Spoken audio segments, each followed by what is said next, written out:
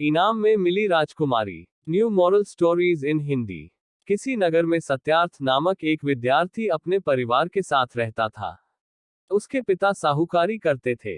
विद्यार्थी बहुत ईमानदार और कर्तव्यपरायण था। उनके घर में लक्ष्मी विराज रही थी। हर ओर खुशहाली का साम्राज्य था। मगर शायद ईश्वर को यह बात पसंद न आई कि वो लोग आराम चैन से जीवन गुजारे। एक दिन सत्यार्थ के साहूकार पिता थके हारे घर आए। घर वालों के पूछने पर उन्होंने बताया कि व्यापार में घाटा हो गया है और उन पर दूसरे साहूकारों का कर्ज चढ़ गया है। कहीं और से आमदनी नहीं है, अतः उन्हें अपना घर बेचकर कर्जा उतारना पड़ेगा। यह सुनकर सत्यार्थ के घर वाले रोने लगे। तब सत्यार्थ ने उन्हें समझाते हुए कहा, मत रो। यह सुख दुख तो चल वस्तु है और चल वस्तु के लिए कभी भी शोक नहीं करना चाहिए। आज अगर हमारी किस्मत में यही लिखा है तो हो सकता है कि कल हमारी किस्त में इससे भी अच्छा घर हो। सत्यार्थ के नाना प्रकार से समझाने पर उसके घर वाले खामोश हो गए। फिर सत्यार्थ के पिता ने अनमने मन से घर बेच दिया और सत्यार्थ के मन में आया कि यदि वे अनैतिक कार्य करके कर्ज उतार दे तो इसमें क्या हानि है। इतना सोचना था कि उनका मन मैला हो गया। उसी दिन से उन्होंने गलत काम करने शुरू कर दिए। अब वे दाल आटे में मिलावट करके बेचने लगे। इससे घर में बुराई ने स्थान ले लिया। घर में धन तो अवश्य आता मगर घर की बरकत पूरी तरह उड़ चुकी थी। जब इस बात का पता सत्यार्थ को चला तो वह चिंतित हो उठा। वह सारी रात इसी विषय पर सोचता रहा। अगले दिन सुबह को जब उसे खाने के लिए कहा गया तो उसने मना कर दिया। पिता के पूछने पर उसने कहा, पिताजी मैं अब इसका एक दाना भी नहीं खाऊंगा, क्योंकि यह खाना हराम और बेईमानी की कमाई है। इसे खाकर मैं अपना तन मन दूषित नहीं करना चाहता। बेटे, तुम्हारा एक एक अक्षर सत्यता की मिसाल है, मगर इन विपत्ति के पलों को ऐसे ही गुजारना पड़ेगा। पिताजी ने कहा, नहीं पिताजी, यह कदापि अच्छा नहीं है। यदि आप मेहनत लगन और ईमानदारी से काम करेंगे तो यह कर्जा आप कुछ ही दिनों में उतार सकते हैं। रही सुख दुख की बात, तो दुख हमारी परीक्षा है और सुख उसका अच्छा परिणाम। यदि दुख की परीक्षा को हमने अच्छे अंकों से पार कर लिया, उसके परिणाम के रूप में हमें सुख मिलते। अतः यदि हमें सुख चाहिए तो दुख की परीक्षा में पास होना पड़ेगा और इसके लिए हमें विवेक, सच्चाई और ईमानदारी से कड़ी मेहनत करनी होगी। सत्यार्थ के सत्य वचनों ने उसके पिता की आंखें खोल दी। उन्होंने सभी गलत काम बंद कर दिए। सत्यार्थ ने भी अपनी पढ़ाई पूरी करके पिता के काम में हाथ बटाना शुरू कर दिया। उसके भाई भी सुधर गए और जल्दी ही उन्होंने अपनी ईमानदारी और सच्चाई के बल पर नया घर बना लिया और सारा कर्जा चुका दिया। सत्यार्थ के पिता अपने बेटे पर गर्व महसूस कर रहे थे। फिर एक दिन अचानक नगर में मुनादी कराई गई कि राजकुमार बीमार हैं। बड़े से बड़ा वैद्य भी उनकी बीमारी दूर ना कर सका है, अतः जो कोई भी राजकुमार की बीमारी दूर करेगा उसे मुमांगा इनाम दिया जाएगा। इधर एक दिन सत्यार्थ को राज्य की राजकुमारी के दर्शन हो गए। वह उस पर मोहित हो गया। उसके मन में राजकुमारी को पाने की लालसा जाग उठी। जब उसने यह मुनादी सुनी तो उसने सोचा कि यदि वह किसी राजकुमार को ठीक कर दे तो इनाम में राजकुमारी को पा सकता है। यह सोचकर वह राजा के पास गया और राजकुमार को देखने का अनुरोध किया। राजा ने उसे आज्ञा दे दी। आज्ञा पाकर उसने राजकुमार को देखा तो पाया कि उसके मन में बुराई आ गई है। इस कारण उसका स्वास्थ्य खराब हो गया है, मगर चूंकि रोग उसके दिल में था, अतः बाहरी दवाइयों से कैसे ठीक हो सकता था। सत्यार्थ महल से निकलकर किसी बूटी की खोज में जंगल की ओर चल पड़ा। रास्ते में उसे एक साधु मिले। साधु ने सत्यार्थी से कहा, मैं तुम्हारे जंगल में आने का कारण जानता हूँ, अतः तुम्हें बता देना उचित समझता हूँ कि कोई भी जड़ी बूटी राजकुमार की बीमारी दूर नहीं कर सकती। यह सुनकर सत्यार्थ ने साधु से कहा, महाराज, तब आप ही मुझे कोई ऐसा उपाय बताइए जिससे राजकुमार ठीक हो जाए। वह उपाय अत्यधिक सरल है, मगर मेरी शर्त है कि जो कुछ तुम्हें राजा से इनाम स्वरूप मिलेगा उसमें से आधा मुझे देना होगा। बोलो मंजूर है? साधु ने कहा, ठीक है, मंजूर है। सत्यार्थ ने हाँ कर दी। साधु ने उपाय बताया, राजा से कहना कि वह अपने राज्य के सबसे ईमानदार बनिए के यहाँ के चावल राजकुमार को खिलाए, इससे वह ठीक हो जाएगा। मगर साधु महाराज, यह कैसे चलेगा कि कौन सा बनिया सबसे ज्यादा ईमानदार है?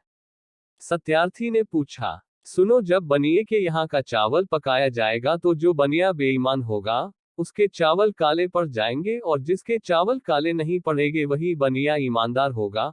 और हाँ, यह भी याद रखना कि इनाम लेकर तुम इसी स्थान पर आ जाना। ठीक है महाराज, कहकर सत्यार्थ वापस लौट गया। महल में पहुंचकर सत्यार्थ ने राजा से राज्य भर के बनियों के यहाँ के चावल मंगाए, मगर पकाने पर सभी का रंग काला पड़ गया। यह देखकर सत्यार्थ और राजा चिंतित हो गए। अचानक सत्यार्थ को याद आया कि क्यों ना वह अपने यहाँ के चावल पकवा कर देख ले। यह सोचकर उसने अपने घर से चावल मंगाकर पकवाए। सत्यार्थ को यह देखकर आश्चर्य हुआ कि उसके घर के चावल काले नहीं हुए। इसका अर्थ यह हुआ कि हम पूरे राज्य में सबसे ज्यादा ईमानदार हैं। सत्यार्थ ने मन ही मन में कहा, हे भगवान, आज तूने मेरी सुन ली। आज यह सिद्ध हो गया कि मेरे भाई और पिताजी कितने ईमानदार हैं। जल्द ही उसने खुद को सामान्य किया और राजकुमार को चावल खिलाने को कहा। राजकुमार को चावल खिलाए गए। चावल खाते ही राजकुमार सही हो गया। उसके मन की बुराई समाप्त हो गई। तब राजा ने सत्यार्थ को उसकी इच्छित वस्तु मांगने को कहा। सत्यार्थ ने कहा, महाराज, यदि दे सकते हैं तो राजकुमारी का हाथ मुझे सौंप दीजिए। मुझे आपसे कुछ नहीं चाहिए, मैं खुद कमाऊंगा और राजकुमारी को खिलाऊंगा। इतना सुनते ही राजा प्रसन्न हो उठा। वह बोला, सत्यार्थ में भी यही चाहता था कि मुझे तुम जैसा दामाद मिले। इतना कहकर राजा ने राजकुमारी का हाथ सत्यार्थ के हाथ पर रख दिया। शादी से पहले सत्यार्थ राजकुमारी को लेकर उसी स्थान पर गया जहां पर उसे साधु मिला था। रास्ते में उसने राजकुमारी को सारी बातें बता दी। फिर अंत में, राजकुमारी, यदि वह साधु तुम्हें मांगने लगा तो क्या तुम उसके साथ चली जाओगी? सत्यार्थ के प्रश्न का राजकुमारी ने कोई उत्तर नहीं दिया। फिर उस स्थान पर वहां पहुंचकर सत्यार्थ ने देखा कि साधु पहले से ही उसका इंतजार कर रहे थे। उसके वहां पहुंचते ही साधु ने कहा, लाओ वत्स, इनाम का आधा हिस्सा। सत्यार्थ ने कहा, महाराज, इनाम में मुझे जीती जागती राजकुमारी मिली है। हमें इससे कोई मतलब नहीं, हमें अपना आधा हिस्सा चाहिए। साधु ने कुछ क्रोध जताया। पर महाराज, राजकुमारी में से आधा हिस्सा मैं किस प्रकार आपको दे दूं? सत्यार्थ सोच में पड़ गया। फिर कुछ देर बाद बोला, साधु महाराज, आप ऐसा कीजिए कि पूरी राजकुमारी ही ले लीजिए, इससे कम से कम राजकुमारी का जीवन तो बचा रहेगा। नहीं, हमें आधा हिस्सा ही चाहिए, यह धर्म के विमुख है। राजकुमारी, जो अब तक चुपचाप उन दोनों की बातें सुन रही थी, यकायक बोल पड़ी, स्वामी, साधु महाराज ठीक कह रहे हैं, यह धर्म के विमुख बात होगी। अतः आप ऐसा करिए कि मुझमें से 2 टुकड़े कर लीजिए, एक आप रख लेना और एक साधु महाराज रख लेंगे। राजकुमारी के मुंह से ऐसी बातें सुनकर सत्यार्थ तड़प उठा। मगर इससे पहले कि वह कुछ कह पाता, राजकुमारी ने रथ में रखी तलवार खींच ली और उसे सत्यार्थ की ओर बढ़ाकर बोली, लीजिए स्वामी, देर मत कीजिए। सत्यार्थ ने राजकुमारी की पतिव्रता देखी तो उसे अपना धर्म याद आया। उसने राजकुमारी के हाथ से तलवार ले ली और राजकुमारी को सामने खड़ा कर उसके टुकड़े करने के लिए तलवार उठा ली। इधर साधु ने राजकुमारी की सच्चाई और साहस का जबरदस्त नमूना देखा तो वे भी हैरान रह गए। मौत को देखकर भी राजकुमारी जरा विचलित ना हुई। सत्यार्थ ने तेजी से तलवार को राजकुमारी की ओर बढ़ाया। यह क्या, मगर सत्यार्थ के हाथ की तलवार फूलों का हार बनकर राजकुमारी के गले से लिपट गई। यह देखकर सत्यार्थ और राजकुमारी हैरान रह गए। तभी साधु ने अपना नकली रूप बदला और विष्णु बन गए। साक्षात विष्णु को सामने देख राजकुमारी और सत्यार्थ उनके पैरों में गिर पड़े। विष्णु ने कहा, सत्यार्थ, हम तो तुम्हारी परीक्षा ले रहे थे, जिसमें तुम खरे उतरे। तुमने अपने जीवन में अब तक बहुत से पुण्य के काम किए हैं, अतः फलस्वरूप तुम्हें पतिव्रता स्त्री के रूप में राजकुमारी मिली है। फिर दोनों को आशीर्वाद देकर विष्णु अंतर्ध्यान हो गए। सत्यार्थ राजकुमारी को साथ लेकर वापस लौट गया। शिक्षा, सत्यार्थी को अपने पुण्य कर्मों से विष्णु भगवान ने दर्शन दिए और उसी के साथ उन्होंने उसे राजकुमारी के रूप में एक पतिव्रता स्त्री भी दी।